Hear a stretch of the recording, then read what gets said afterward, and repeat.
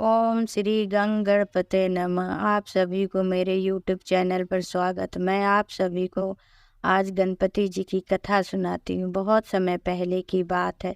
राजा हरिश्चंद्र के राज में एक कुम्हार रहता था। कुम्हार मिट्टी के बर्तन बनाता था, पर उसकी बर्तन कच्ची रह जाती थी। कुम्हार बार बार कोशिश करता था, पर बर्तन अधपके ही रह जाते थे। कुम्हार बहुत परेशान हो जाता था। जब बर्तन नहीं पकते थे तो वो सोचता था, मैं इन अधपके बर्तनों का क्या करूँगा। जब उसे बेच कोई खरीदेगा ही नहीं तो मैं अपनी रोजी रोटी कैसे चलाऊँगा, यही सोचता रहता था। कुम्हार इसी चिंता में दिन रात रहता था। एक दिन कुम्हार के गांव में एक साधु महाराज आए जो बहुत ही ज्ञानी थे। सभी गांव वाले साधु महाराज के पास जाते और अपनी समस्या बताते। जब कुम्हार को ये बात पता चली तो वो भी साधु महाराज के पास मिलने गया और उनको देखते ही उनके चरणों में गिर गया और अपनी समस्याओं को बताते बताते रोने लगा। साधु महाराज कोई और नहीं, स्वयं गणपति जी थे और साधु का रूप धारण करके गांव भ्रमण करने आए थे।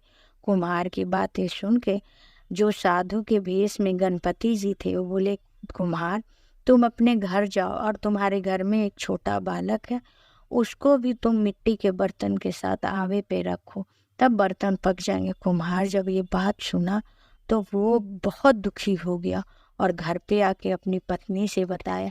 कुम्हार की पत्नी ने जब यह बात सुना तो उसके होश उड़ गए, लेकिन अब वो करती भी क्या। साधु महाराज के उपाय को उसको मानना ही था।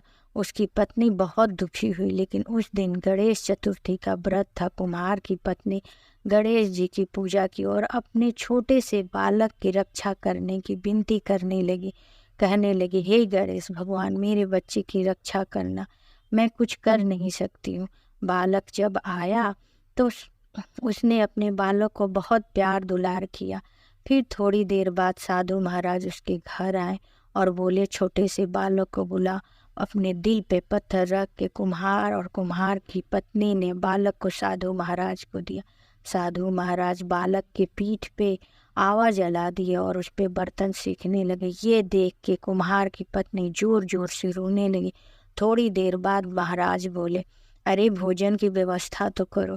कुम्हार की पत्नी ने जब यह सुना कि महाराज जी हम भोजन मांग रहे हैं तो उसे बहुत गुस्सा आया और वो सोचने लगी, अभी अभी मेरे पुत्र की बलि देने के बाद साधु महाराज भोजन मांग रहे हैं। लेकिन जब भोजन मांग ही दिए थे साधु महाराज तो उसे तो देना ही था। वो रोती रोती भोजन बनाने लगी और गुस्सा भी हो रही थी कि आज मेरे भाग्य में कैसा दिन लिखा हुआ कि मेरे पुत्र की बलि देने के बाद मुझे भोजन बनाना पड़ रहा है। लेकिन वो साधु महाराज का अपमान नहीं कर सकती थी। फिर उसने भोजन बना के 3 थाली में भोजन लेके आया। बहुत अच्छे से आंगन को लीपा और आसन बिछाया और साधु महाराज को प्रेम पूर्वक कुम्हार ले आके आग्रह करके बैठाया और भोजन दिया। 3 थाली में भोजन देख के साधु महाराज बोले, अरे 3 थाली में भोजन क्यों लाए हो, चौथा थाली कहाँ। वो बोली, महाराज आप मेरा मजाक क्यों उड़ा रहे हैं, हम 3 ही तो हैं, चौथा थाली क्या होगा। अब मेरा बालक जीवित भी नहीं है, मैं किसके लिए भोजन निकालूं, कह के रोने लगी। तो साधु महाराज बोले, ऐसी बात नहीं है, तुम आंख बंद करके प्रार्थना करो। कुम्हार और कुम्हार की पत्नी कुछ देर तक चुप रहे। उसके बाद वो आंखें बंद करके प्रार्थना करने लगे, गणपति भगवान को याद कर ले। जब उसने आंखें खोली तो देखा कि उसका छोटा सा बालक जीवित था।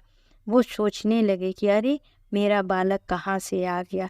फिर बाद में उन्हें पता चला वो कोई और नहीं, महाराज गणपति भगवान थे।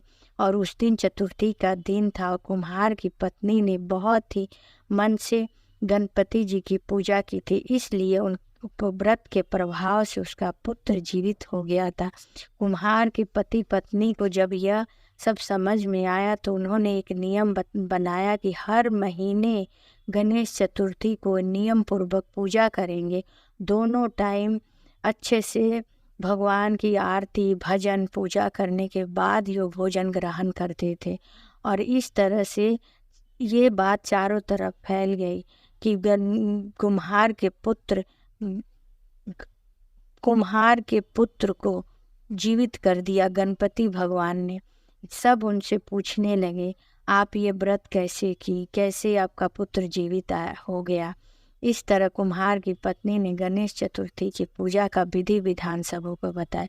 इसीलिए माताएं अपने पुत्र की लंबी आयु के लिए गणपति जी के हर महीने गणेश चतुर्थी के दिन व्रत रखती हैं और अपने पुत्र की लंबी आयु का कामना करती हैं। ओम गण गणपते नमः।